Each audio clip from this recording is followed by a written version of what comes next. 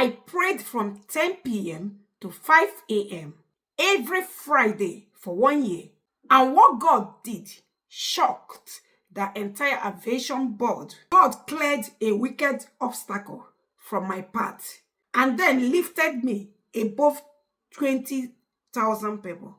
I prayed all night every Friday, and God opened a door that statistics said was impossible. Consistency in prayers changed my destiny. This testimony shows that God sees sacrifices. Beloved, this testimony is very personal to me. I'm sharing it because I believe someone needs to hear what consistent prayer can do.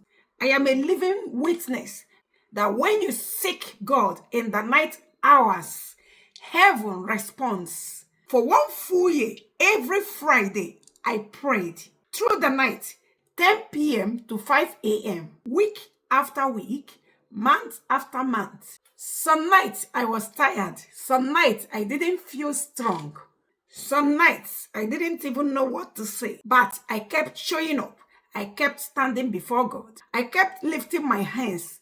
I kept lifting my voice in worship, prayer, and intercession. I told God, you open the door, no man can shut it.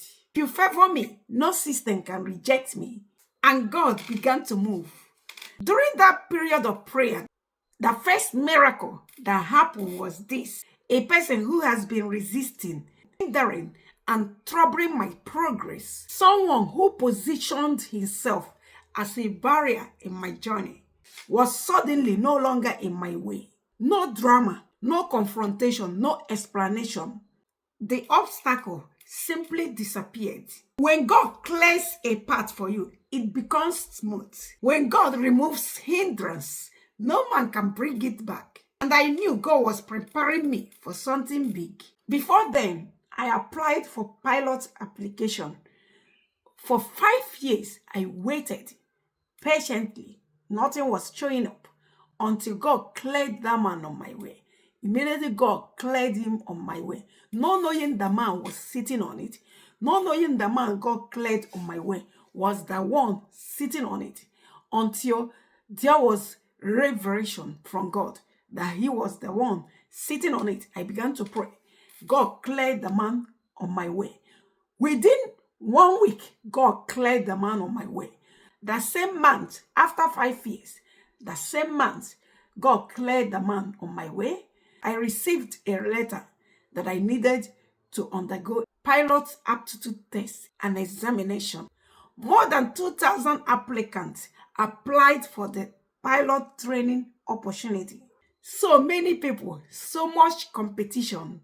But I had this quiet confidence inside me because I had been laboring in prayers for a whole year. From 20,000 applicants, only 5,000 were selected to write the exam, the aptitude test. Just being among the 5,000 felt like a miracle. Before then, I wasn't selected. I began to pray to God.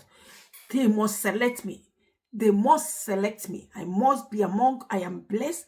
They must select me. After 1 week, they called me that I've been chosen among the 5,000 to write the aptitude test. Just being among the 5,000 chosen felt like a miracle. But God was not done. After the test, they needed only 200 people to pass to the next stage. I prayed, Lord, let my name be among the names you have chosen. And he did it again. My name was there.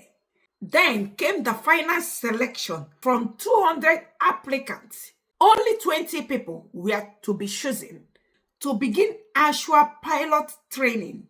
That was the stage where dreams are made or crushed. I remembered my year of night prayers. I remembered every night I cried to God. I remembered the sacrifices. I remembered the spiritual battle God fought for me. And then it happened. Out of the entire group, the final choosing candidates were 17 men and 3 women.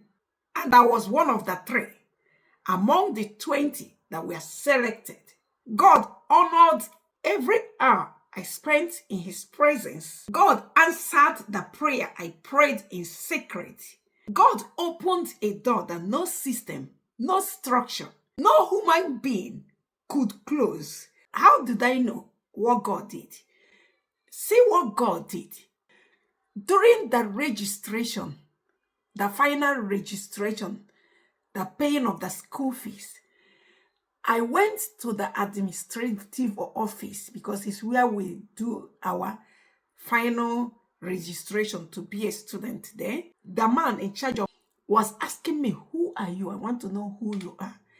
He said, because the final selection was done by the government and they needed people they know their parents' name, people that are in authority, people who their parents are in government. But whenever they want to remove you, there will be confusion among them. They will begin to ask, who is this? And when they want to remove you, they will start quarreling. They will start having misunderstanding. All of them will start having misunderstanding among themselves. That they will say they will adjourn. That they adjourn for my sake up to 1 month. They will come in section. They will bring the issue. They need to select people who will be the final. When they reaches my turn, they will say, but we don't know who her father is. Who is her father? Who is her mother? Among them, there will be confusion among them. There will be confusion. All of them will be in trouble. All of them will be quarreling among themselves. They will adjourn. They kept adjourning until one day they decided to choose my name. It was when they found peace among themselves.